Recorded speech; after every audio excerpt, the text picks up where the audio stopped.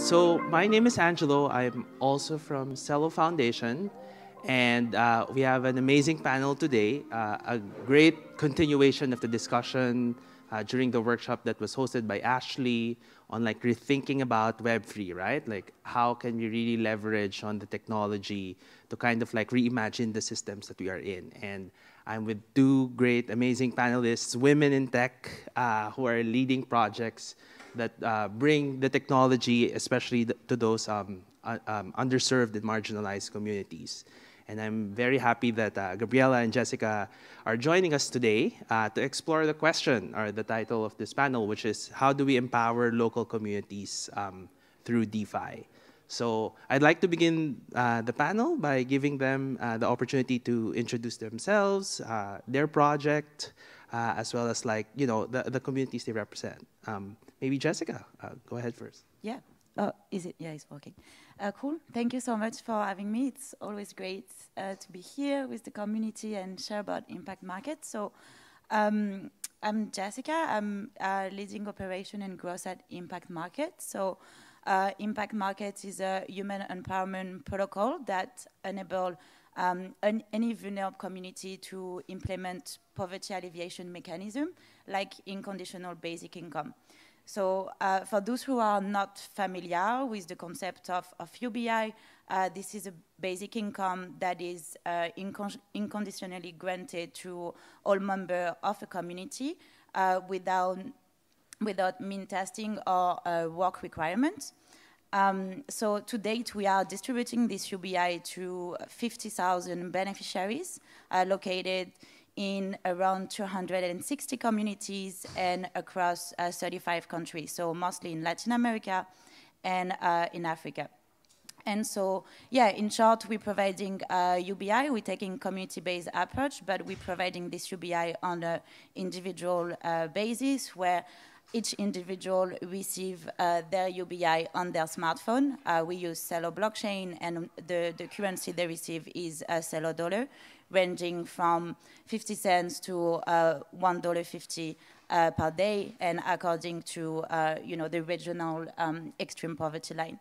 And so, yeah, at ImpactMarket, our main goal is really to empower individual and to create, you know, and to provide financial services to those who have always been forgotten from a traditional system.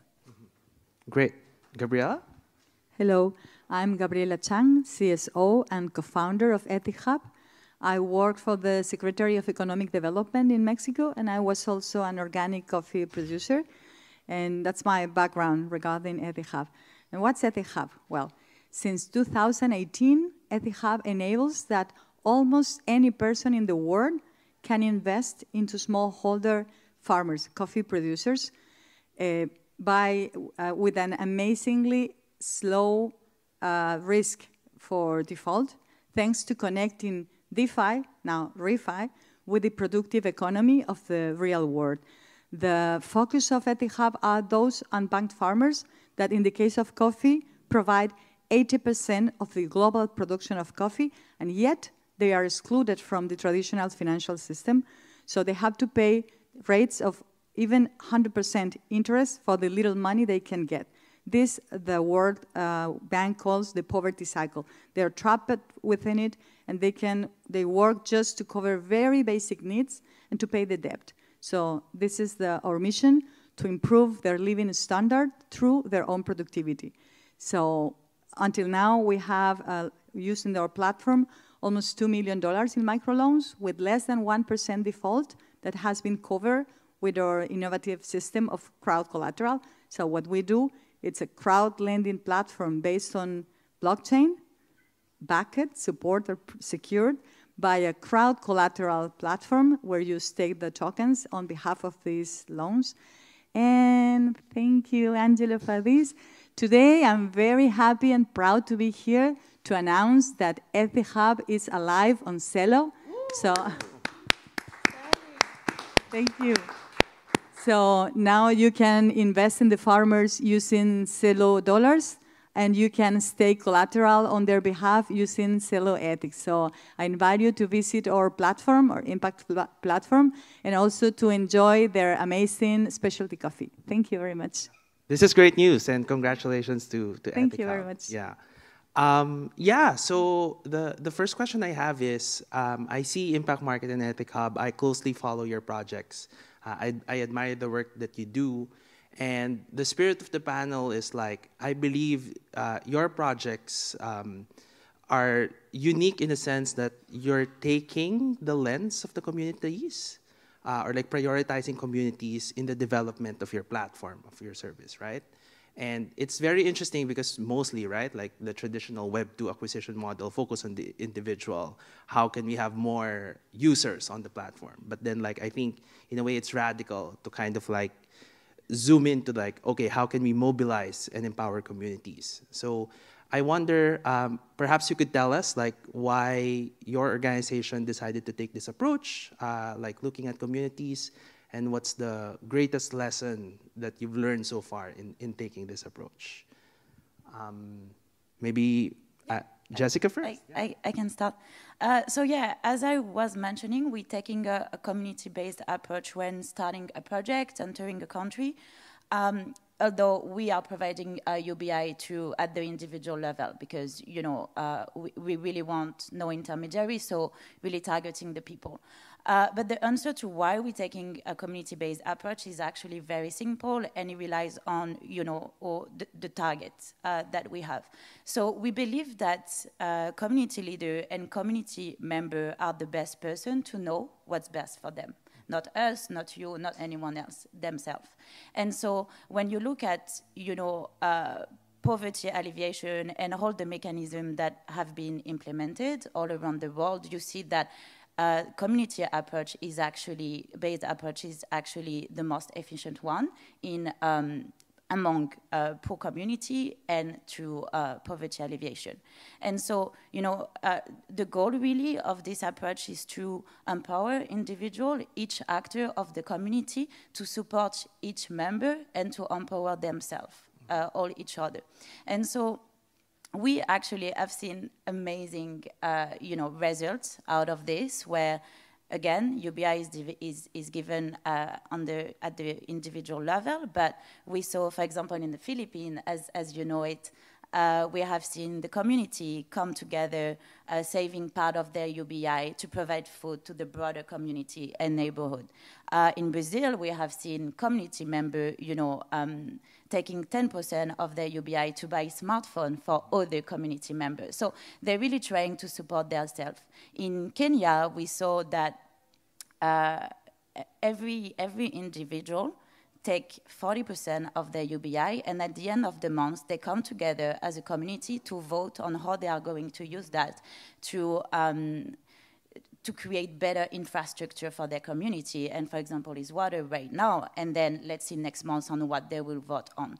So you see that providing at the individual level, but through a community-based lens, it really empowers individual and the community as a whole, and it creates actually greater resilience among the community. Mm-hmm. So yeah, I think it's really important in this type of setting to take this approach. Yeah, and I love that example. As Jessica said, I had the chance to kind of like see ImpactMarket communities in the Philippines as well, right? And one experience that I remember, some of them don't have smartphones, but they need smartphones. But so kind of like, you know, the community approach of like teaching each other how to download it, and like lending their phones to someone, especially because the community knows like, oh, this family needs it more than we do. So like this multiplicative effect, I think, is very evident in this approach. Yeah. We want to hear like from EthicHub, like the community of farmers. Yes, of course we agree on this regarding communities. That's why we work this way, because we believe community synergies have added value for the whole system. Like in the case of the small farmers that don't have warranties, this builds circles of trust that is the social capital to start working with. So you reduce the risk by working with groups instead of individuals, for one side. And on the side of the other users, the lenders and the stakers, you reduce risk by crowd collaborating. Like an example I like to say, you don't put all your eggs in the same nest, we say in Spain and Mexico. So imagine you're a staker, then you want to support these communities by providing collateral, but they need, say, $10,000. So maybe a little difficult for you to take this decision, to take this risk. But what about if 1,000 people stakes $10 to do this? Then you would try to do this to support. And then you learn that it's profitable also for you. And it's an easier way to reduce this perception of risk by distributing it, by decentralizing it in some way. Yeah. And so like the community being a gateway to scale as well, right? Exactly. And like pooling, resources and reaching. To grow together, because as they say, alone you can go faster, but in company you can go further. Yeah. So that's our common vision, I think. Yeah, yeah. And so now tying it to DeFi, right? Web3, and you guys are working with non-tech savvy communities, and suddenly like you have this like foreign concept of DeFi and Web3. Maybe I think it will be interesting to the audience to share what are the rough patches, like what are the difficulties of bringing this technology to the communities you're serving, and how did you go about that? Like, so what's far, the way out? Yeah. So far, it's been more difficult to explain it to the investors than the communities, because I said communities, we are proving technology is not another way of exclusion, because we are proving with EthicHub that you can support, that you can benefit these end users without them having to interact with the technology, because you create the proper incentives for the links in the supply chain to do the proper thing to interact for the farmers with the technology. We are still in a very early stage, so I think credibility is the main challenge regarding the side of the connected people, not about the unconnected farmers in this case. But I think that's the example I like to use is like, I always use WhatsApp. Like everybody, almost every granny knows how to use WhatsApp, but barely any one of us knows how it works. So it's the same with the technology. Even in this early stage, and the user experience should evolve and make it easier for even these farmers to get connected in a couple of years, I expect. You don't need to understand how it works, just what it does, I think. Something like not everyone needs to understand like cryptography or like Solidity and like coding. I think what they need to see is like it works, right? Like we tell them we are connecting them with people on the other side of the world that wants to invest in them because they trust them, because they are as hard workers and honest as they are, and they have their savings in the bank without a benefit. So we convince them to invest into them. So it's a relation between people, no governments, no political parties. That there's a lot of problem regarding assistentialist in developing countries. So this is a way of saying we are connecting you with other people. That's our slogan: connecting people, harvesting wealth. I love that. I love that. Jessica, I know you have stories. You work with like refugee communities. It's one thing to be underserved, but it's also another thing to be in a position of vulnerability, right? And then again, like the technology, everyone's talking about it, like there's a hype. But then at the end of the day, like they have a need, a concrete need, and the last thing we want to do is harm them further. So something like, I don't know, like experiences from ImpactMarket that you could share. Yeah, absolutely. I think I agree absolutely. I think both, EthicHub and ImpactMarket, they're actually solving a real problem, and so adoption is not hard, because obviously for us we are providing unconditional basic income to people that are living in extreme poverty. So they fight every day to find food. And so when you come and you explain to them that instead of creating another program that is not going to solve anything, you want to just give them money so they can empower themselves and do what they want to do. Well, they just adopt, right? But you mentioned that we walking across different communities, so there is different beliefs and different cultures. And I think one of the the hardest point was credibility and trust. I remember entering in first community in some country, and especially within a refugee camp, where people were really afraid of what we were trying to do. They did not understand where the money was coming from, why we were using money that you cannot see, you cannot touch, and they were really suspicious. So then it comes down to a lot of education.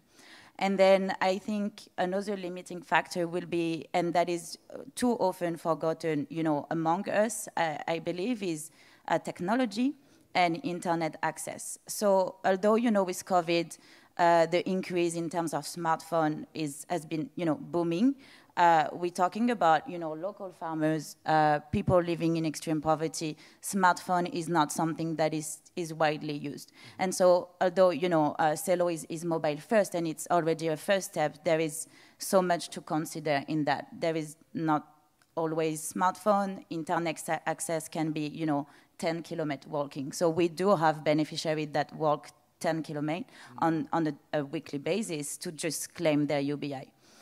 So obviously there is alternative to that we find. And then I would say the third one in bringing DeFi and Web3 to this population has been languages. And I think it's something that we don't talk enough, but if you look at most of the projects, it will be in English, maybe sometimes French, Spanish, Portuguese, but then that's where you stop, right? And most of our community, they don't speak none of those languages. They still speak a dialect, and it's very hard for them to understand something. And so I think, it comes down to how you design the application and how you can make it accessible without really understanding it. But I think, that's one of the barrier, I believe. Right. Yeah, and I resonate with the language a lot. Again, another experience. I was in the Philippines. I come from the city center and the language, but we brought the community to the north, and they speak a different language. It was so important to have a local person who speaks the language to explain the application. Yeah. Especially because, as you've said, even with EthicHub, this trust-building process is very delicate. One hint of suspicion, you're out. They don't want to talk. Well, not talk to you, but then have this feeling that, oh, they're out to get me or take advantage of me in my situation. But I think the lesson there really is immersing ourselves in the context instead of us making assumptions of what they need and listening more. Yeah, and I like your point, Jessica, about designers or designing, right? Because both of you are in the midst of developing a product. And I think the audience here as well, we're joined by developers, builders who are looking to make an impactful product or service. In your journey so far, what's the advice to builders, to app developers, to workers in the space in Web3? How can we bring Web3? How can we bring DeFi to a stage where we're really empowering local communities? Well, I think there are a lot of problems in the world to be solved, and we should start for the more pressing ones, because those are affecting the planet in general. They are related. The poorest people live in the greener areas, so there's an important relation in this. And I wouldn't say advice, but in my experience, what I would say to builders is to focus, to fall in love with the problem, not with the solution. Because sometimes we think we find the holy grail to solve something, and maybe it was not. But the problem is real, as it is for ImpactMarket or EthicHub. The problem is there, so you may iterate many times until you find the right tool to do it, but find a real problem and focus on that. Then you will find a solution eventually. Mm-hmm. Yeah, I love that. Instead of the solution driving the problem, it should be the other way around. Yeah. Jessica? Yeah, I joined that. I think, we should keep in mind what we're building for and for who we should be building for. And so then, yes, I think design and, inclusive design is something that is very important, and especially for those who, not necessarily speak the language or cannot even read, right? And then I think there's something that we forgot a lot, that we don't talk too much, is, again, the technology. And so, you know, when you build something that is targeted to certain population and that needs to serve, and that's why DeFi is here, you know, for people that have been forgotten. You need to put yourself in their position. They don't have the latest iPhone. They don't have the latest Android. They have the first generation, often the first iPhone that were on the market. And so, you know, when you create an application, you need to think about that, because if these people are to download your application, your wallet, or whatever this is not the same smartphone. This will take a lot of space. This will cost a lot of money. And we have example where, you know, we try to bring all beneficiaries to other project, other application within the ecosystem. And, you know, downloading an application could cost as much as $1 in terms of data. $1 in Venezuela, you feed a family for a few days. And so that's why you need to keep in mind as well that everyone has a different solution, and internet access or technology is not the same everywhere. And so, yeah, again, I think the advice is the same, is just, yeah, remind for who you are building and what the solution you are trying to provide. What is the problem you're trying to solve, and not the other way around. So being obsessed about the problem and the user, and like centering them in the development process. I love that. Exactly. Yeah, beautiful. I want to bring in the audience. We have two great organizations, builders, projects here. I'd like to open the floor for discussion, like thoughts, reactions. Yes, please. How do you consider the mix of fiat and crypto when you have such immediate needs that somebody has to have liquidity quickly? So how do you think about the structure of your treasury, and how do you think about your staking, particularly with EthicHub, how this kind of interacts and relates? Well, in our case, we have two different platforms that support each other. One, it's a crowd lending platform where farmers ask for the money through the supply chain link that is connected with them. That is it's a cooperative in most of the cases. And it works with stable coins. So the moment they ask for the money, it takes about 1 week. It's programmed, of course. It's not like I decided I need money. It's programmed because it's coffee and it's a whole year long crop.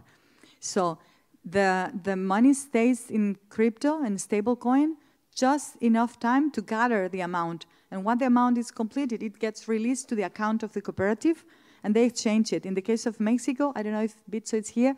In the case of Mexico, they use Bitso.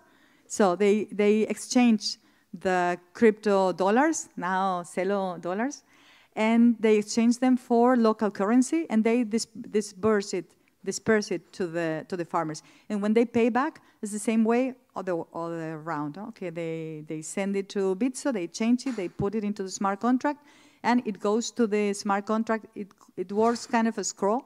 So this smart contract pays back the participant lenders, and that's it. In case of default, there is a second platform where you stake the ethics, the tokens, on behalf of these farmers. You are lending them warranties. So in case of a default, that our job is to keep it very low, you sell the ethics to compensate the lenders. So they always get their investment plus the interest.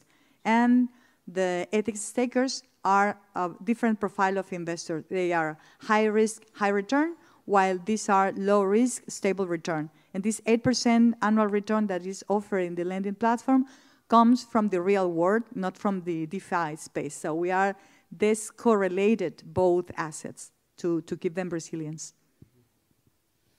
Yeah, in our case, so to provide UBI, we rely on donations. So people donate, to the DAO, and then when a community is created, it creates smart contract on chain, and then the person is able to request funds to the DAO, which will then be claimed by beneficiaries. So it's quite passive. Beneficiary has to claim to access the UBI, and they receive in Celo dollar indeed. And so we have many situations. Again, I mentioned that we in so many countries. So I can tell you some of them use Bitsa in some country, but what we saw happened, and again, keep in mind that is really extreme poor community, there is a need to use it quickly, and to have access to services or goods very quickly. And, you know, there is margin in this type of community. Merchants are not stupid either, and, you know, they understand that so many people within this community start to have buying power that didn't have before, and so they start accepting Celo dollars. And so beneficiaries are able to, you know, buy goods or services using their Celo dollars, and they understand there is no fees, and this is, you know, kind of a bank account, things that never had access before. And so we really see cash out as a first step for them to trust that this is a real currency, this is real money that they can use. But after the first cash out, or maybe the second, we see that they are actually using it between themselves, exchanging, and not relying on fiat. So it's quite, we have many, and I'm happy to show you this after a video in the Brazilian favela where, you know, the currency the most used now is Celo dollars, and it's just mind-blowing how this type of community created a new economy that we were not even able to create yet. So yeah, very exciting. Yeah, and I want to double click on that because I think it's a very important question, like the linkage of the crypto world to fiat, right? Even in my own projects with Celo, we see that, like as Jessica was saying, like that clear connection to fiat is somewhat like an anchor of trust because they know it's real money.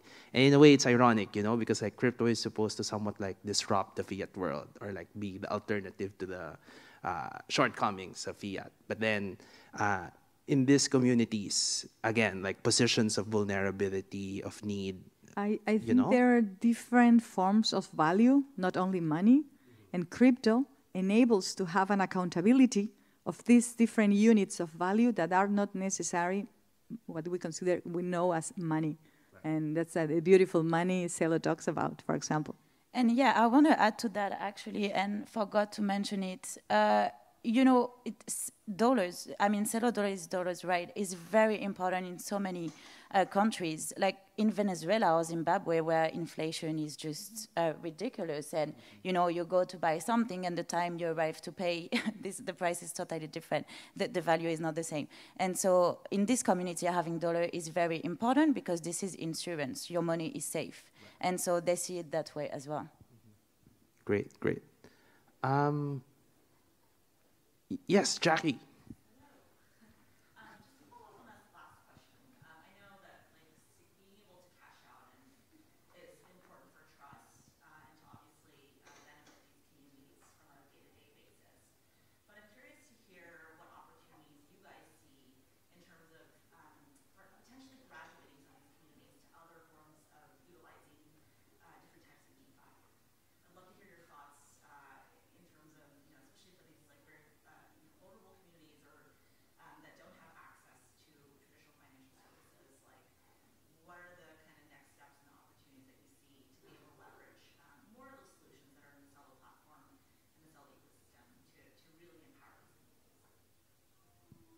Well, in our case, clearly the cash out ramp like Valora would be very interesting because it is growing very fast in Latin America. So as soon as there is this sense of confidence that you can cash it out, maybe you don't need to cash it out and you use it straight as a coin, and it will get people more used to do that. As example, they always use for Africa. When they didn't have access to money, they start trading the minutes of in Spanish we say saldo. Well, the balance you have for talking by phone, you know, the minutes. They recognize that as value because they can transfer it with a normal mobile, not a smartphone. And so you recognize a common unit as value. It's forgot the word, sorry. As value, a reserve of value. So I think the more tools we have to implement that into everyday expenses for the communities, the better. Because in the case of coffee producers, they have a long year cycle. But they need to buy maybe some fertilizers, some things once a year, but they need to cover the everyday needs, like buying food or paying for the expenses for the children to go to the school in the public transportation system and that. And I think generating synergies with other projects would be amazing. I think that's a beautiful part of blockchain, the composability. we don't need to develop everything. We can take the blocks of other projects and put them together to go further. Yeah, I really like this question. I think, you know, how you keep, you know, Celo dollars without cashing out. Well, there is a lot of things that need to be done, and it comes to, you know, the applications that are being built and how inclusive they are and how, you know, accessible they are for this type of community. But from our side, we see really UBI as the first adoption, so they understand what is cryptocurrency, they're starting to see that this is a real currency that they can use for whatever. But then I think, you know, it's more on their side than on our side. When we see this community adopting it and, you know, a lot of people adopting Celo dollars, we see merchants coming around, we see other, you know, I don't know, shop, whatever this is, coming around and starting accepting this form of currency. But then on our side would come to education a lot, like everything, educating on how you can use it, what you can have access to, and our goal is to kind of lead them to other financial services as well, so other projects. We do have some beneficiaries that already, you know, trying to explore some that they found out, Uniswap, Mula, and it's very exciting. So we know they are able to do it. I think it's just a matter of, you know, giving them a little push on understanding that. But, you know, people are very smart. They understand what they need and they understand where to go to find it. So, yeah. Yeah, that gateway, right? Like with patience, educating them, exposing them, and they're actually excited about it. Just like this morning, a Kenyan gig worker, right? Like she earned CUSD for the work that she did. And then we introduced them to Uniswap. Now they're doing Uniswap. Yeah. Well, why not, right? Like, and I think it's amazing. Yeah. So this basically like this education plus composability, like, and the Celo ecosystem. They know that they're in an ecosystem that really would love to provide access to financial products and services for them. Yeah. Questions? I think we have time for one more.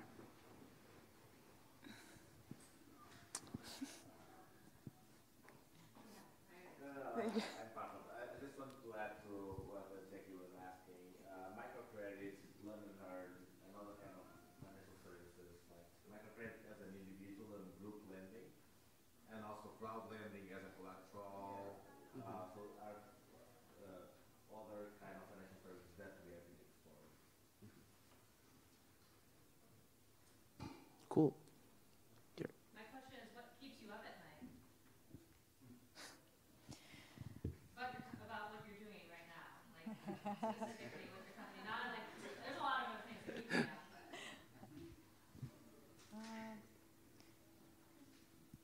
Finding the way to scale faster. I know the problem we are solving is so important. It doesn't matter if I don't solve it in 1 year or two, but finding the balance between the support, the monetary support we need to keep going on with our iterations and or solving the problem, finding the balance between the money we need to move there and the speed we need to develop efficient solutions, I think. Yeah, I think I cannot say it better.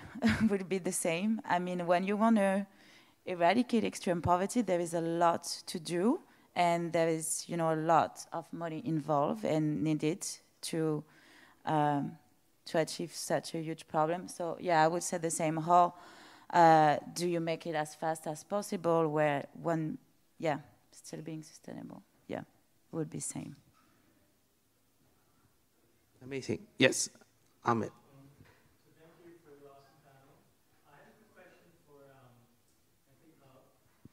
So in the 8% interest that your website offers, is there a way where someone who doesn't want the interest but wants a profit sharing, is there a way to build it, or are you thinking of another way to sort of reimburse this? Yes, of course. If instead of wanting a mutual benefit, a win-win, you wanted to donate your benefits to the farmers, we have, it's not straight built into our platform because we believe donations and philanthropy are a huge tool, but we went for the side of mutual benefit to bring a faster solution to the financial exclusion. But there are projects already within our communities that accept donations. For example, a coffee buyer that we have, he went to visit the communities, and he donated to rebuild some schools from these tiny communities. So there are other ways you can donate the surplus you get from this. And it's very interesting to point out that 1 year ago we were talking about the importance of connecting DeFi with the real world, because degens laugh about our 8% annual return, but now they are not laughing anymore. And this is not coming from DeFi derivatives. It's coming from coffee industry for farmers working every day on their land. So they will be very happy to get your donations too, of course. Thank you. Yeah, that's great. Maybe like as a closing note, how do we follow your projects? How can we best support you? Our audience is excited to learn. Well, in our case, it's very easy. Now that we are launched on Celo, buy ethics, lend the farmers money, buy our coffee. There was some inconvenience with the coffee. We are sponsors for this event with the coffee from our farmers. It's a specialty coffee, if you are coffee lovers. And I was told that from today, there's going to be our coffee for you to try. So this would be... It has never been so easy to generate so much impact. So welcome to EthicHub. It's ethichub.com, and from there you can find all the links to all our platforms. Thank you.